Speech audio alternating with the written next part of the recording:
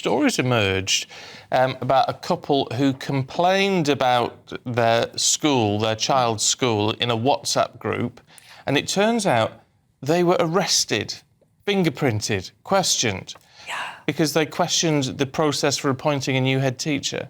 Well, I have to say, I think this will send a chill down the spine of most parents because we're all members of far too many WhatsApp groups. And to think that if you make a complaint or a comment about your child's school, which many of us do on a regular basis, that we could find, in this case, half a dozen police officers turn up at our door, is really scary. The criticism seems to be that they had made disparaging comments and had cast aspersions on the chair of governors. That cannot be a crime. Well, no, but again, we're in this context of non-hate crime incidences, which were brought in by police forces under the last government, and the Conservatives weren't able or willing to reform that system. And this remains the case under this Labour government. So we do have this context in which police forces think, rightly or wrongly, that they can police the speech of private citizens, which in this case, from what we read in the papers, was quite understandable questioning and legitimate gripes. And so we're really in that space of who determines what's harmful? And actually, if something's lawful, which everything in this case looks as though it's incredibly lawful behaviour, why indeed is the police getting involved? Having an opinion and a comment. Didn't Labour say they were going to pull back on this and stop this happening? They said there would be less of them, but I mean, that doesn't help. That still gives police plenty of room, plenty of grey area. So I wonder, will this be the final straw? Will the Home Office finally realise they need to take the police forces by the neck and say enough? I mean, it's very upsetting for the parents, obviously. There is the police have concluded insufficient evidence and no further action was taken after a 5-week investigation when they could have been, I don't know, catching burglars. Well, indeed. It's doubly bad, isn't it? Because there's the crime they're not investigating whilst they're investigating non-crime. Yeah. I mean, how many rapes go uninvestigated in London? Phones are stolen 1 every 4 minutes. I mean, still, put some hurty words on there. It is. It's crazy, isn't it? OK, Jennifer, thank you. We'll see you a little bit later on. I'm sure you'll have a view on that, gbnews.com/yoursay. You can't just be out and out nasty all the time. However, they're raising legitimate concerns on a WhatsApp. Yeah, that wasn't being nasty. That was having a concern and sharing it, and that's fine. That is not illegal. But which lunatic has reported that to the police? Well, this is the thing. Someone reports this. Someone has had to report it. Yeah, that's the thing, isn't it? And then for the police turn up mob-handed. And you report serious crime and burglary. I mean, no, it's a cliche now, but you literally just get a crime reference number. Yeah. No, we're not bothering. We won't catch anyone in any case. Crazy, isn't it? I used to have to use the razor that my ex-girlfriend used to shave her legs. It scratched me and it made me feel weird. But fear not, because Manscaped is back with a game changer. This isn't just any old shaver. We're talking about the Chairman Pro Electric Foil Shaver with 2 interchangeable skin-safe blade heads. One for that baby smooth look and another when you want to keep it a bit rugged. Get this, it's waterproof. You can use it in the shower, by the pool, or even while scuba diving if that's your thing. This beauty runs for 75 minutes on a single charge. That's enough time to shave your face, your mate's face, and still have juice left over for touch-ups. You'll also get their Power Shave Gel for a proper wet shave experience, and a face shave soother to keep your mug looking fresh and irritation-free. It's like having a barber in your bathroom, minus the awkward small talk. Click the link in the description and use the code GBN for a whopping 20% off and free shipping with the code GBN at manscaped.com. Join the 11 million blokes worldwide who trust Manscaped. Your face will thank you, and so will your wallet. Emma? I mean, this beggars belief, doesn't it? You've mentioned it this morning already. This story about a concerned couple, 2 parents, who raised questions about the recruitment process of the new head teacher at their children's school. They had 2 children at this school, and the school referred the matter to Hertfordshire Constabulary. The parents were, and this is totally normal. Parents discuss all sorts on WhatsApp groups. They had also raised their concerns with the school, so it wasn't as though they were going behind their back. The school referred referred to the matter to Hertfordshire Constabulary. They apparently complained about the high volume of emails, and they said the couple were casting aspersions on the school on social media, especially on WhatsApp parenting groups. So 6 uniformed officers turned up, arrested the parents in front of their children, in front of their young girls, and they were held in a cell for 8 hours to be questioned. And 5 weeks later, the case has been dropped, unsurprisingly. But actually, if you read, I mean, there's quite a few pieces on this and comment on this in the Times.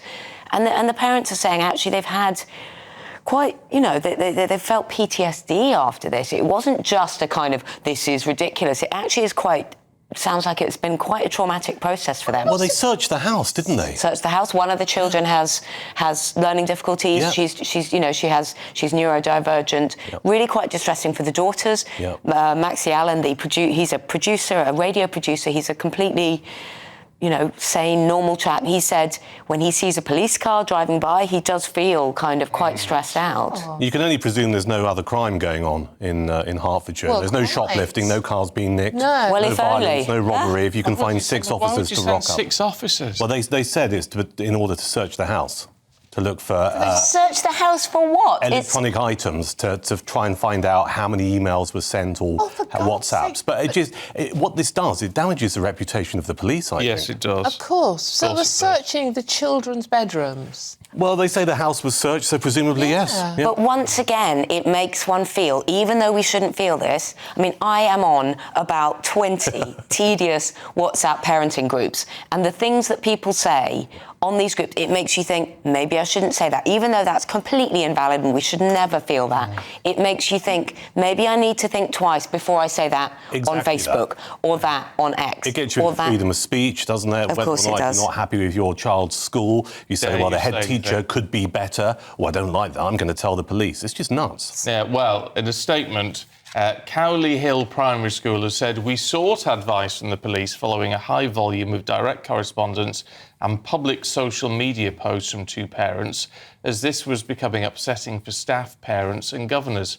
We're always happy for parents to raise concerns, but we do ask that they do this in a suitable way and in line with the school's published complaints procedure.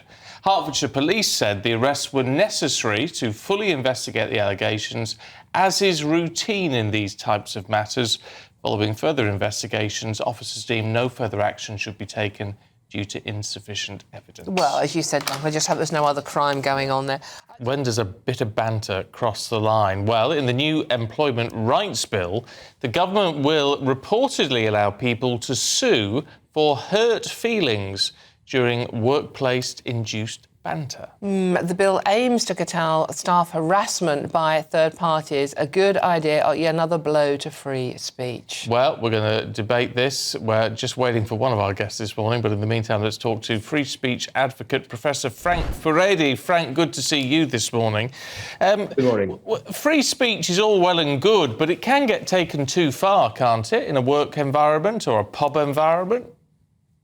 Well, if we're talking about banter is the product of the spontaneous human interaction between people. It's the very essence of being free. The ability to joke, to make fun of each other is really so important as part of our lives.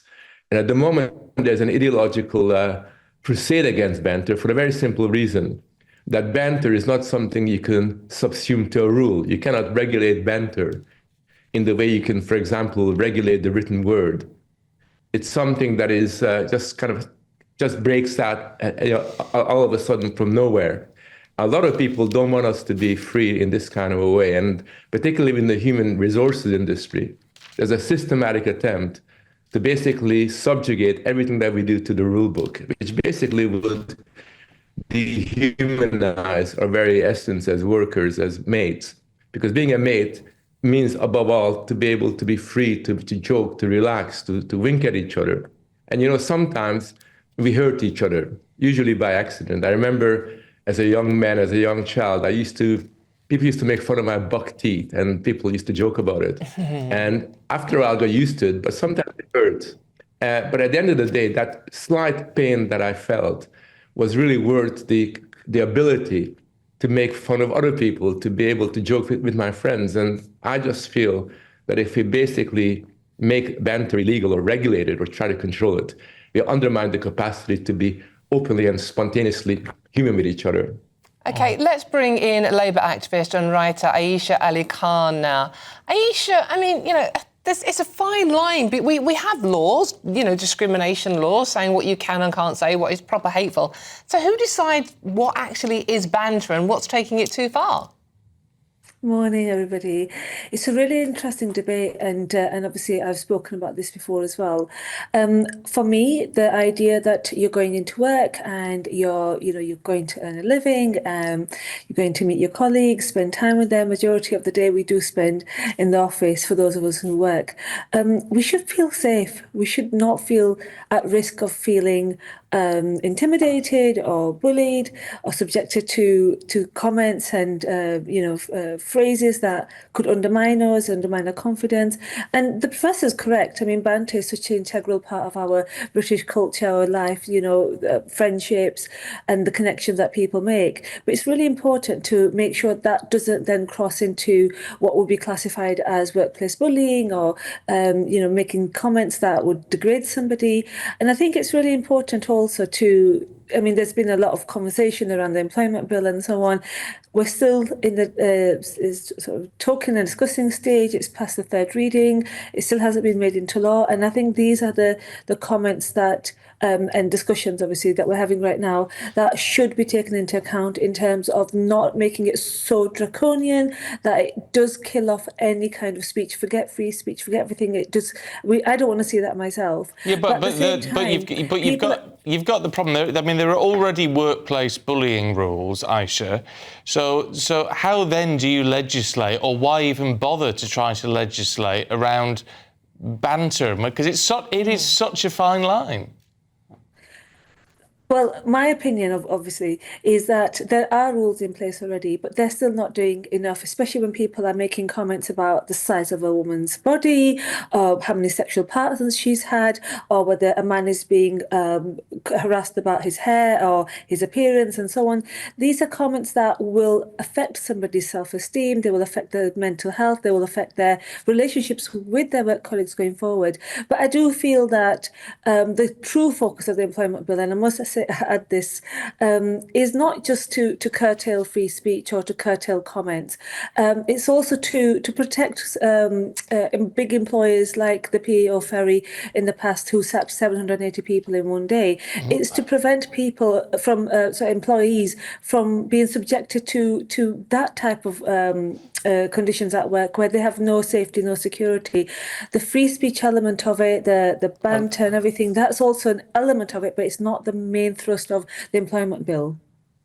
Frank, the latest readings. Frank, I mean, I would not have survived working on newspapers my entire career without banter. What keeps you going? Certainly when you're doing tough stories and things like that. I mean, this is just going to turn out to be the fun police, isn't it? And people are going to be frightened to say anything to anyone. Yeah, but it's more dangerous than that, because when Aisha says we already have bullying legislation and we already want to protect people from all kinds of things, we now have a situation where there's been a constant expansion of the meaning of bullying. You will recall at one time bullying was something that only children did to each other. Then it moved into the realm of adulthood. And now what we have, for example, cases where if we on a Friday night go out for a drink and somehow forgot to tell Aisha that we're going for a drink and don't invite her, that's considered to be bullying. That's because we're somehow emotionally undermining their self-esteem. I can give you loads and loads of cases of the most trivial dimensions of everyday life, which are now labeled bullying and can become actionable. So what we're doing, in effect, is we're almost creating this environment within the workplace where instead of people hanging out in front of the water cooler and making jokes and just relaxing a little bit, instead of doing that, we really are having to watch what we say to each other. We're getting to the point at which it's almost is a kind of quasi-totalitarian regime that exists there, which is the last thing that we need. We need comradeship, we need solidarity, we need that ability to come together in the workplace rather than to continually watch our words. OK. Frank, Aisha, good to see you both this morning. Thank you very much indeed. I have to say, I mean,